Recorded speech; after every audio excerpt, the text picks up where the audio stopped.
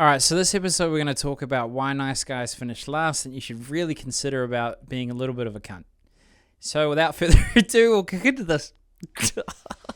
Welcome to the NZ Guide to Financial Freedom podcast. It's run by the co-founders of a free online learning platform called moneyskills.co.nz, and it has the sole mission of providing every New Zealander the opportunity to live a more fulfilling life. So let's get into it. People buy on emotion, but they stay on logic. And this is a really important consideration when you have these billboards, these advertisements, these brand ideas. You know, Nike. Why do we buy Nike? Why does it matter the brand of clothes that we wear? Why do I just feel a sudden powerful urge to buy McDonald's at lunchtime or at dinner on the way home? What are driving these decisions? And also how, if I start my own business, if I'm trying to connect with people, if I'm trying to get a concept to land, if I'm trying to connect and fall in love, how can I utilize these to connect more effectively with people? So in this episode, we're going to talk about the concept of emotional resonance.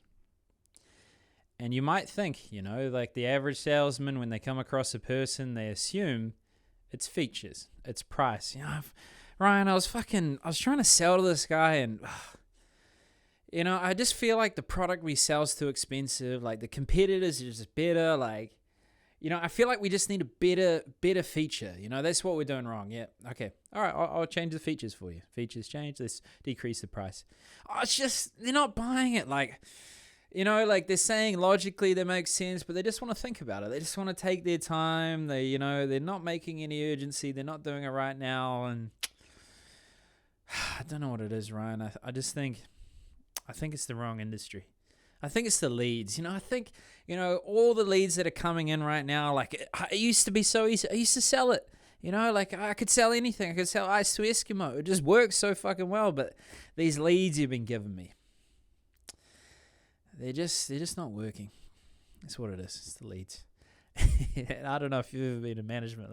Those is the fucking bullshit excuses I hear over and over again. And I've sold all different things, and I've used those same excuses. But usually what happens is, irrespective, if you have a new person, irrespective of whether they know everything, whether they know how to handle objection, whether they know the rapport, the closes, that sort of thing, like they're still able to sell. They're still actually able to high roll that company purely because of one thing, and that's state transfer. It's passion. People feel what you feel. So you're not just selling features, you're actually selling emotions. And if you think about it, should a problem be a happy emotion? Should a solution be a sad emotion? And I'm not saying go around fucking making people cry. And like like when I first started in selling, you know, I was nervous, so I'd use these things and I'd memorize the pitch and I'd just try and make it emotional. You know, I'd imagine my dead dog. I swear to God.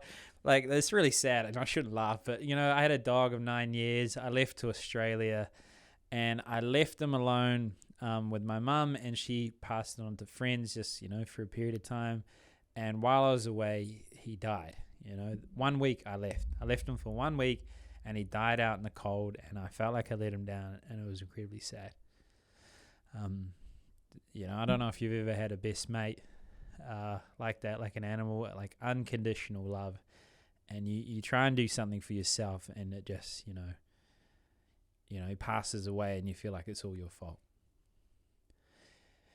So I actually felt genuine emotions there, but I was emphasizing certain tonalities, certain pauses, and really helping that story land. And that's what I used to do, which is manipulative, you know, and not good. So don't do that. You know, like I'd memorize a pitch. At a certain point, I'd feel an emotion. I'd try and engineer the emotion in my head so that it would be genuine. And then when I provide the solution, I think happy, excited. I have the tonality and the excitement and the like, hey, you need to buy this because it's going to save these children. Because it's like a charity when I first started out. And, you know, it works, but it's not as effective as genuine emotion, genuine empathy, and genuine authenticity. But you just need to be mindful that you're not actually selling to them on the features. It's not a lack of having the right leads. It's not a lack of price. It's not the wrong price. I mean, it can be and you can adjust, but from a sales team, you leave that to the business. The business wants to be successful. You can give feedback, but if you're coming with the frame of mind that the product you're selling is lacking in some way because of the features, that's fucking bullshit. You have everything in your power. I sold a piece of paper for $10, blank piece of paper.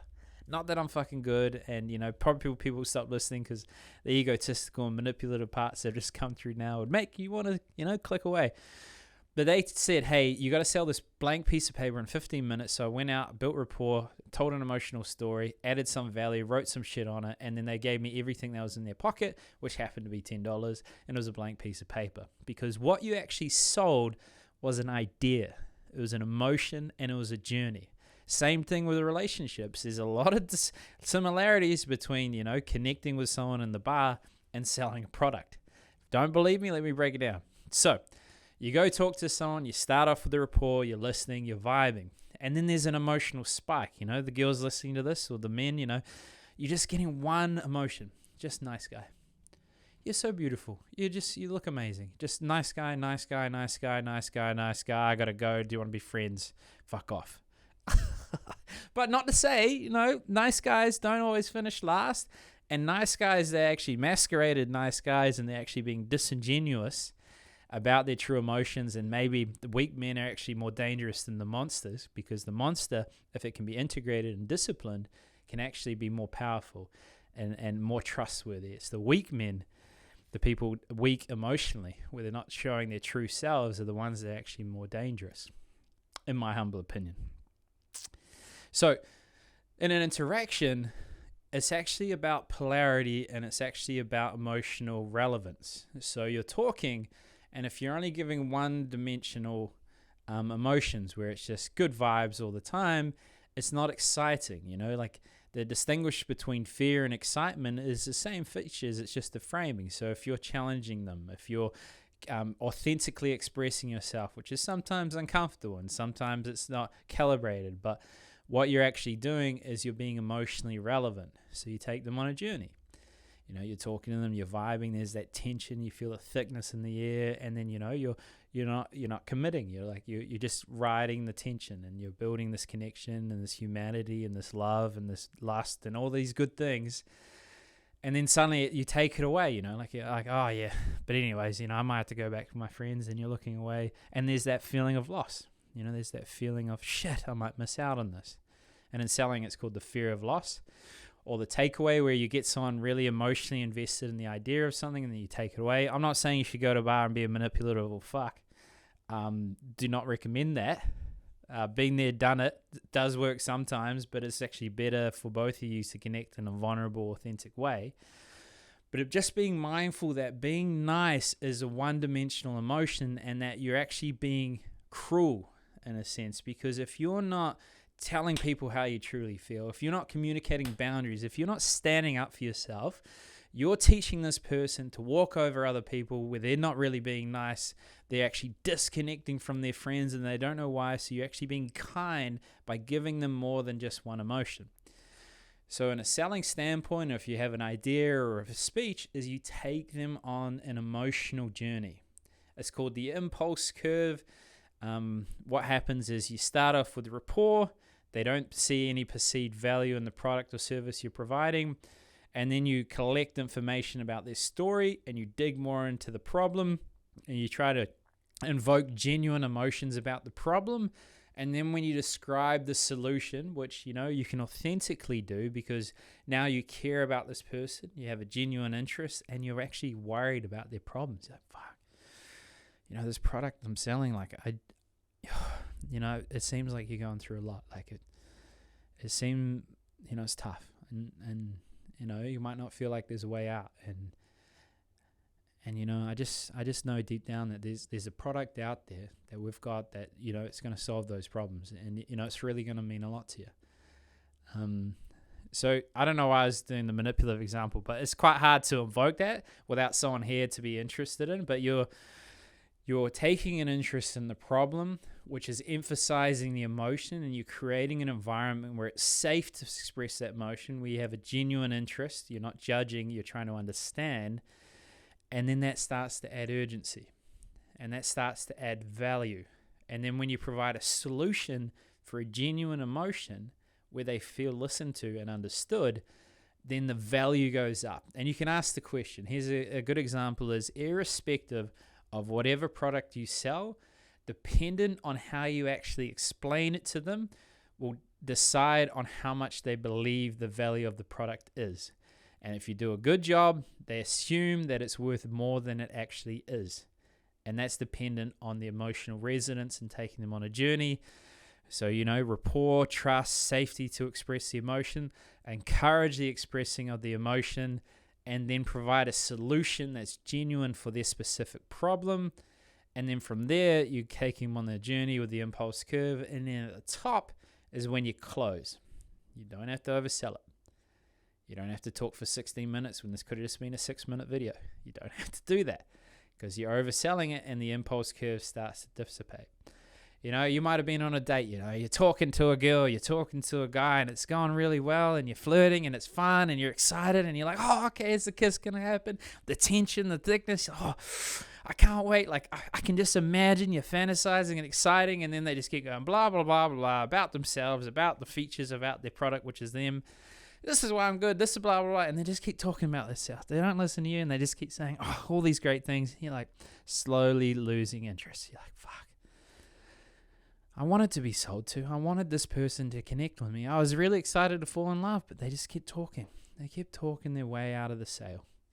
And I'm not saying, a relationship or a connection's a sale, but I'm just trying to show you, to explore the idea that selling and connection are similar things where, the problem that you're solving is that you're giving them unconditional love and a companion for life and a framework of communication to navigate the uncertainty and the hardship, and someone you can rely on, someone you can trust.